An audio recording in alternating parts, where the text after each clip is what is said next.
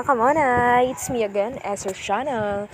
So for today video po ay namasyal kami ng ate ko at kasama ko rin yung pamangkin ko sa SM dahil free day namin ngayon at gusto naming mag jamming ganun. Kaya ito kami, saya-saya namin. Ito nga, nakita ko yung classmate ko dito, tinawag ako. Sinabi niya, Hana! Sige, nagkaya ko. Nakikita niyo.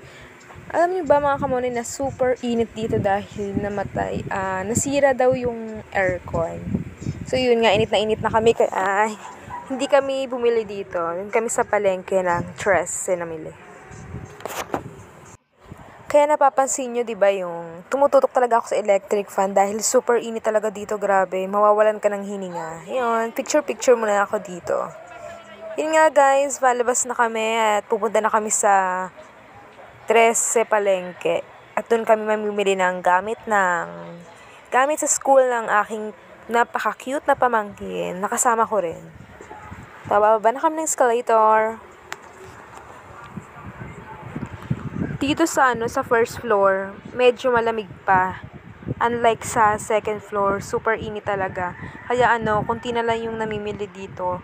Kaya sana po mabilis na maayos yung aircon dito sa limot ko na yung pangalan dito, basta sa sa kanan, katabi lang ng SM.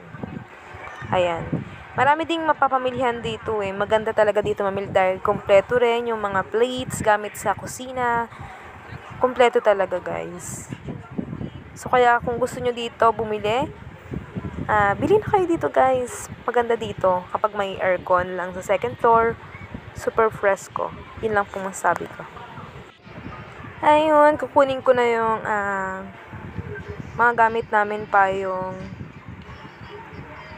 guys. Dito nyo naman iiwan yung mga gamit na hindi pwedeng dalhin sa loob.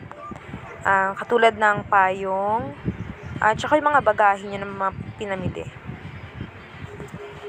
Papunta na po kami sa Este Tres palengke at doon kami mamimili ng school supplies ng aking pamangkin dahil mas marami pong mabibilhan doon kaysa dito po. Sobrang mahal kasi, tsaka mainit din sa second floor. Kaya naisipan ng ate ko na sa 13 palengke na lang kami bumili.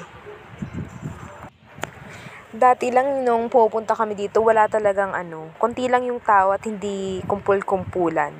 Ngayon po, napapansin nyo na marami na ring lumalabas na mga tao para bumili ng kung ano-ano.